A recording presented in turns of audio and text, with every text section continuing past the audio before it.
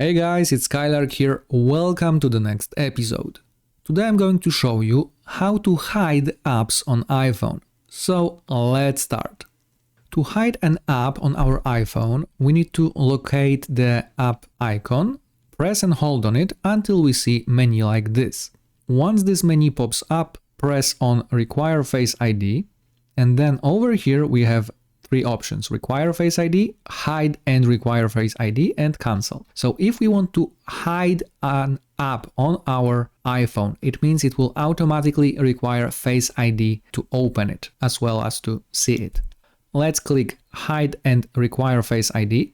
As we can see, this app will no longer be visible on our iPhone except in few places such as Settings and Face ID, or our passcode will be required to reveal, open, or use Siri with the app.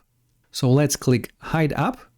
And right now, as you can see, the app icon disappeared. And if we want to access it, we have to scroll to the right side until we get to the app library. And then at the bottom, we have this hidden folder where there are some apps hidden, possibly, but we don't see which apps are there. So if we click on the hidden folder, if our Face ID doesn't match, as you can see, face not recognized, and we cannot access this hidden folder. However, if we will be facing the camera and of course our Face ID will be recognized, then as you can see, the app that is in this hidden folder is visible, and now we can see it. So now if we would like to open this app that is visible in hidden folder, if we click on it, it will also require a Face ID in order to open this app. So if we are not the one trying to access this application, it will not open, it will stay locked. Now if we hit Try Face ID again and it will recognize us, then and only then the app will open. This is how you can hide your apps on iPhone and additionally lock them for additional security.